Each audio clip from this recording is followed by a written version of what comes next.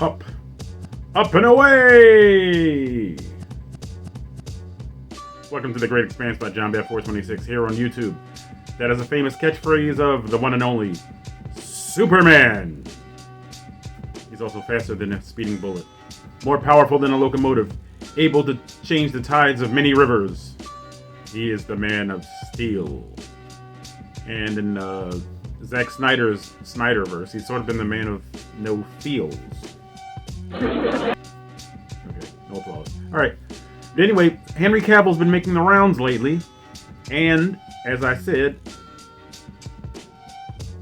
he's made an appearance. Okay? Again, I don't want to have spoilers here, but please be aware of what's going on. Okay? Again, be aware. Alright? So Henry Cavill's been making the news lately. This article on the Collider site, and the article is by Shrishti Mishra. And the title is Henry Cavill wants to play a more hopeful version of Superman in the future. Now, before we get to the article, welcome back. Please hit the like button. Please subscribe to the channel. Hit that bell for notifications, all. So when a new video is dropped, you'll know about it second, and I will know about it first. Okay? Share the videos, please, with people that like comic book related stuff. Okay? So, as I said, Henry Cavill has been making his rounds lately. It's recently been announced that he will not be returning as Geralt of Rivia in the Witcher series on Netflix, which has gotten a lot of buzz. Okay, so that's leading many people to believe that he'll be returning as Superman in a Man of Steel sequel that we've been looking for the past 9 years. Okay, now people complain that the Man of Steel had too much devastation to Metropolis. I'll admit, afterwards, when they're like far away looking at the city, it looks like a city during T2. Like, they're like shells of buildings, like everything's gray. And that's before Zod comes to that beach. I don't know if it was a beach, but where they were standing would look really sandy because of the waste that was done to Metropolis. And I don't mind Superman and Zod destroying stuff just to show you how dangerous they are and how powerful. But the devastation was a little much. Okay, and I know Superman was just learning how to be Superman here, but maybe it was a little much. I don't think it took away from the movie to me, nor was snapping his neck. Okay, because Zod was going to obliterate some people. So maybe Superman should have just like put the interior of his elbow over his eyes and just risk having his arm burned off, and just maybe just, you know, Iron Buster Hulk 3, go to sleep, go to sleep, go to sleep, go to sleep, go to sleep, go to sleep, go to sleep, go to sleep, go to sleep. And then when Zod's looking around, just like sucker punch him, boop, and knock him out. Who knows? But there's a lot of evidence leading us to believe that there is a sequel to Man of Steel, and Henry Cavill's been making the rounds. So, here's the title of the article, as I said, and underneath it, it says, the most important thing is for the audience to leave the cinema and to feel like they can fly. So he doesn't want to be a brooding Superman, alright? And I brought up this in a previous video, right here on The Great Expanse by JohnBat426, of how I appreciated Henry Cavill playing the more bright Superman after his resurrection in Zack Snyder's Justice League. It's only a 30-second scene. When he arrives at Wayne Manor and he speaks to Alfred, you must be Alfred. That little bit of stuff was like, alright, I need this Superman. Okay? I don't need a dark, brooding Superman anymore. Dwayne Johnson's passion project, Black Adam, will go down in fandom history for acing fan service. While The Rock introduced us to the anti-hero who's the most powerful force on this planet, he also, as Henry Cavill returns to the character after 5 long years, he can't wait to give fans a more hopeful version of Kal-El. In a recent interview with Screen Rant, the actor revealed his goals as he steps back into the suit. Cavill started his Superman run with Zack Snyder's Man of Steel, which I just alluded to, which was the first instance when the fan-favorite character was seen in a darker tone as opposed to his usual message of hope and justice.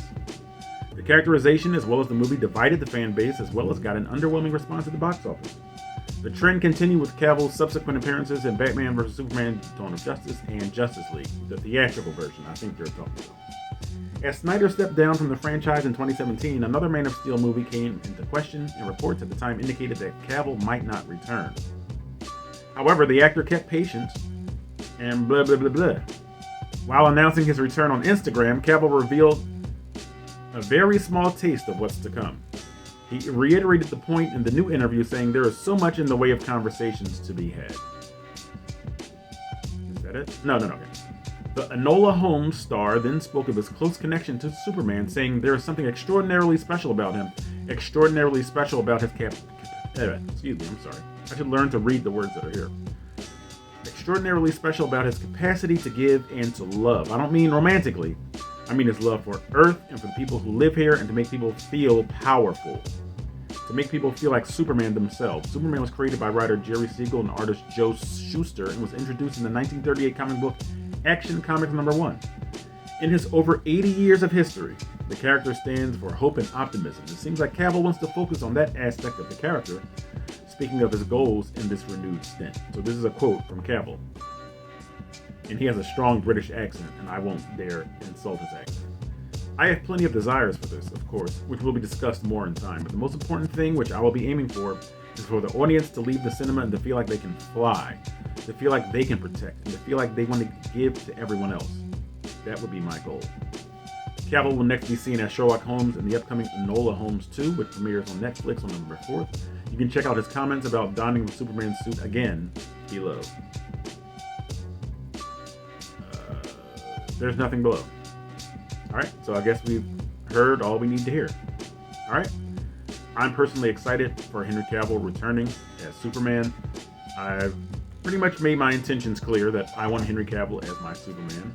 I want him as my Superman. I need him as my Superman. Maybe not need, but still, I'm very excited that he's back. I agree with Henry. We need a hero.